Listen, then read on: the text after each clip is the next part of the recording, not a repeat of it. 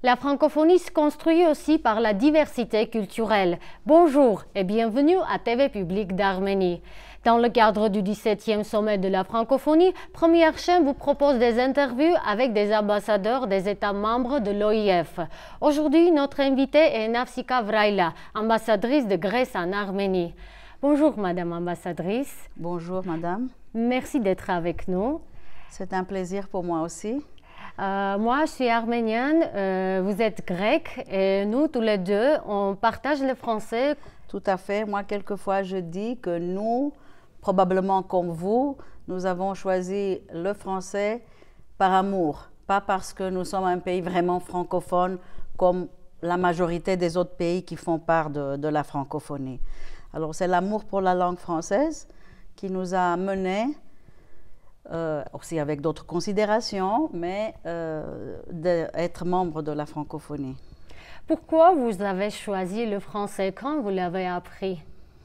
Mon histoire avec le français remonte à mes premières années et ça n'a rien à faire avec moi, ça a à faire avec ma famille. Ma famille pensait que, comme beaucoup de Grecs d'ailleurs, que venant d'un petit pays avec une langue peut-être très prestigieuse, très ancienne, mais complètement inutile dans les relations internationales, les enfants doivent apprendre des langues étrangères. Alors déjà, presque contemporanément, j'ai appris l'anglais et le français de mon plus jeune âge. J'ai fait tout le parcours, je me rappelle pendant des années et des années et des années, j'ai fait le français. Toute ma jeunesse était marquée par le français, parallèlement à l'anglais. Et la seule chose qui est un peu différente avec le parcours en anglais, c'est que j'ai même fait des études post-universitaires en France. Et après, par le choix professionnel, nous en Grèce, quand on fait le concours pour joindre le ministère des Affaires étrangères, on était obligé de toute façon à ce temps-là de parler très bien les deux langues, anglais ou français, sans mettre un avantage sur l'une ou l'autre. Donc, théoriquement, les diplomates grecs doivent parler anglais et français. C'est-à-dire, le français a été pour vous une carte blanche? Peut-être, oui, oui, oui. Et je l'ai utilisé pendant toute ma vie professionnelle. Et personnelle, j'essaye de garder le contact avec le français, parce que malheureusement, de plus en plus, on est obligé de parler en anglais, d'écrire en anglais. Donc, pour maintenir le niveau de français, j'espère que j'ai eu dans ma jeunesse, j'essaye toujours de lire, de voir des films, enfin, pour ne pas perdre l'habitude donc du français, qui pour moi est une langue que j'aime profondément. Et quel film et quel livre vous ont aidé à garder le français à un bon niveau? Tout ce qui me passe par la main, tout ce qui me passe par la main, de simples revues, de journal ou une œuvre littéraire qui a eu un prix. Enfin, quand je vais à Paris, j'essaye d'y aller, enfin, au moins une fois par an, pas toujours, je ne réussis pas. Je vais aller acheter les bouquins qui ont eu des prix, etc., pour me tenir un peu au courant de ce qui se passe au niveau littéraire en France, ou dans le monde francophone, parce que ce n'est pas seulement les Français qui produisent des œuvres littéraires en français. Pourquoi faut-il apprendre le français? Parce que c'est une très belle langue, parce que c'est une langue qui vient d'une des deux grandes langues classiques, donc le grec et le latin. Le grec a fait seulement un bébé, le grec moderne. Le latin a fait 5 bébés. Donc les langues latines, parmi les langues latines, il y a le français. Moi d'ailleurs, j'en parle encore 2 langues latines. J'adore les langues latines. Oui. Et je pense qu'elles sont la fondation de la culture et de la littérature, au moins de ce part du monde qui est l'Europe.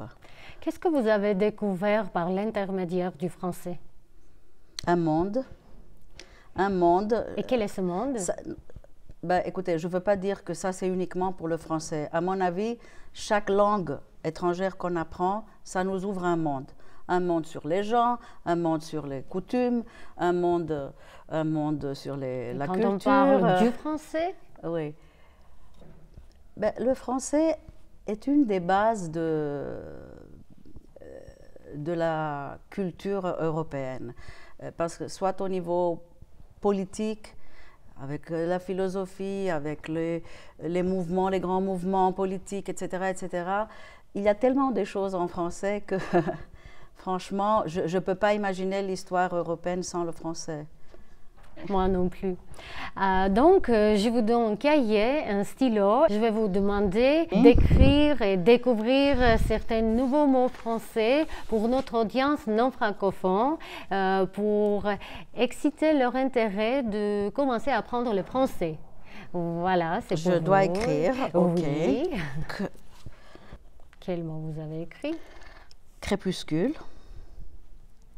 Je mets l'explication de ce mot. Expliquez pour nous aussi à haute voix. Je préfère expliquer quand j'aurai écrit les deux, parce D'accord. qu'elles sont liées. D'accord.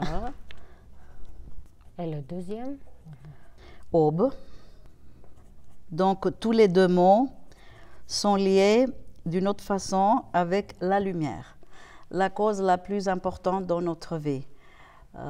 La première lumière, la dernière lumière de la journée et tous les sentiments qu'elle provoque. Tous les deux sont durs que des instants. Oui. Et ça change la façon dont on voit le monde. Le monde est différent le matin, différent le soir. Et littéralement, ça peut aussi signifier les débuts et la fin. Alors, c'est deux mots que j'aime bien.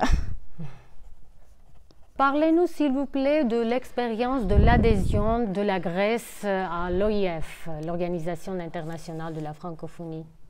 Bon, alors, il y a des considérations, disons, plus politiques et des considérations générales, je veux dire, de choix, et des considérations de nos relations plus proches et profondes en tant que pays avec la langue française.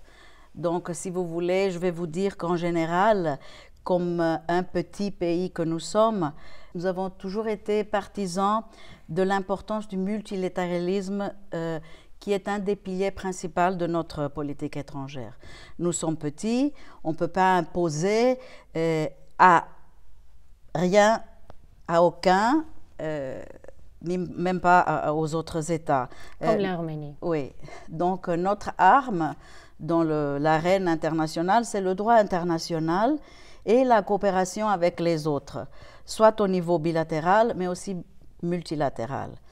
Ceci étant dit, participer à la francophonie nous donne encore une occasion de partager avec un éventail de pays si différents qui sont unis par l'usage d'une langue commune et aussi la volonté de promouvoir, entre autres, le dialogue permanent des civilisations, nos idées et nos valeurs sur des sujets importants et de plus en plus pertinents dans notre vie contemporaine internationale.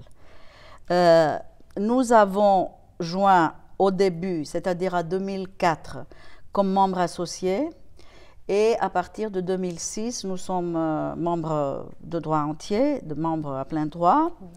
Ce qui a augmenté de façon significative aussi notre contribution financière statutaire au Fonds multilatéral unique de l'OIF. Étant donné, ça vous le savez peut-être, que les contributions sont calculées selon un barème qui prend en compte la richesse nationale, la Grèce, malgré la crise économique qu'elle traverse, a quand même versé pour l'année passée presque 3 millions d'euros pour la francophonie et ces événements. Alors, qui parle français en Grèce aujourd'hui? Qui parle français en Grèce? Oui. Bon, qui parle français? Je ne suis pas en mesure de vous dire exactement le pourcentage des gens qui parlent français. Mais en général, oui, oui. Non, je vais un peu aller en arrière. Comme je vous ai dit, il y a quelques années, le français était la langue choisie, disons, de la bourgeoisie. C'était très bien vu de parler le français, jouer le piano, mais aussi des intellectuels. Il y a des raisons pour ça. Et avec le temps, donc, le français est une des langues de choix que les enfants peuvent choisir à l'école comme deuxième langue. Oui. Nous avons toute une génération, disons la génération de mon âge et un peu plus, qui vraiment a été formée dans l'idée de la culture française. Si vous voulez, je peux élaborer là-dessus un peu. Oui, il m'intéresse beaucoup. Oui, bon. Tout d'abord, l'État grec, qui a été créé en 1830, a toujours reçu le soutien officiel de la France, qui était un des pays garants, disons, de l'existence de cet État tout nouveau. Pendant toute notre guerre d'indépendance contre l'Empire ottoman, il y avait cette vague de philhellénisme qui a envahi l'Europe.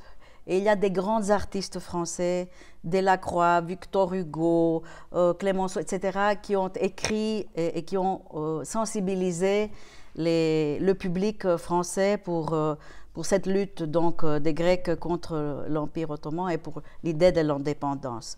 La France a toujours vu en Grèce le pays d'où la démocratie et d'autres valeurs sont venues.